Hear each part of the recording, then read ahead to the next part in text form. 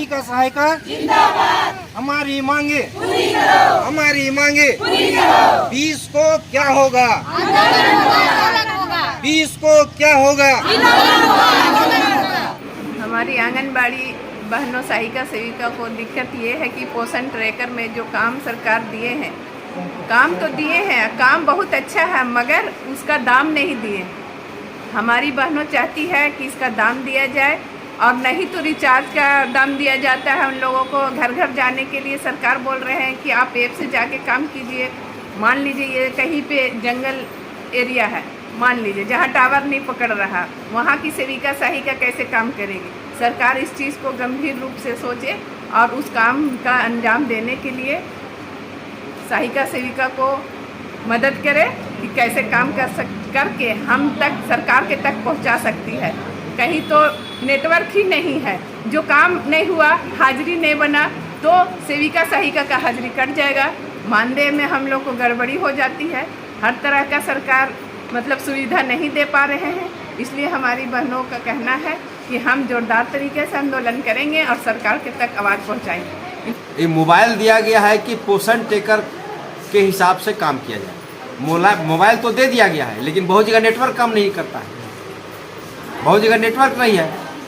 अब गांव घर में जा कर के देखिए तो मोबाइल का कोई काम में नहीं है, वहाँ पर नेटवर्क नहीं काम करता है। तो नहीं नेटवर्क काम करता है तो ऑनलाइन काम होगा कहाँ से, पोषण ट्रैकर वहाँ चलेगा कहाँ से। तो हमारा एक और मांग है कि अगर यदि ऑनलाइन आप काम करने की बात करें तो ऑफलाइन भी काम करने का मौका दीजिए, ताकि जहाँ पर नेटवर्क नहीं काम करता है वहाँ पर ऑफलाइन काम चलेगा।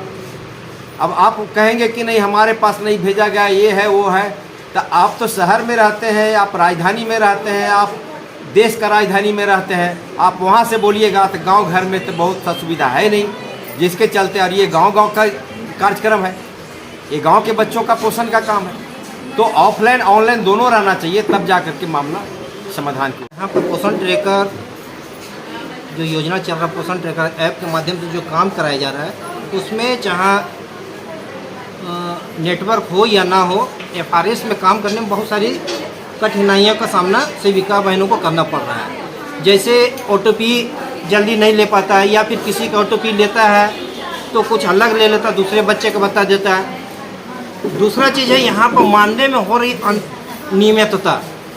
झारखंड में अभी मानदेय जो दिया जा रहा है, सेविका सहायिकाओं को जो मानदेय दिया जा रहा है वो सही से दिया नहीं जा रहा है। मानदेय लगभग 11-12 माह का बैक चला रहा है। हम लोग चाहते हैं कि सरकार इस पर तुरंत ऑडिट करा करके संपूर्ण मानदेय का भुगतान करे। मानदेय का कोई समय सीमा निर्धारित नहीं होता है, उसको टोटल मानदेय को नियमित किया जाए और समय पर हर माह 10 तारीख तक मानदेय का भुगतान किया जाए, ताकि सेविकाओं को काम करने में सुविधा हो सके। उनके भी परिवार हैं, उनका भी बहुत सारा मामला है। तो ये सारे चीज़ें देखकर पोषण ट्रैकर में जो त्रुटियां आ रही हैं, उस त्रुटियों को दूर किया जाए, उसके बाद काम कराया जाए FRS के माध्यम से। नहीं तो फिर इस FRS को बंद करके, पोषण ट्रैकर को बंद करके ऑफलाइन काम कराया जाए।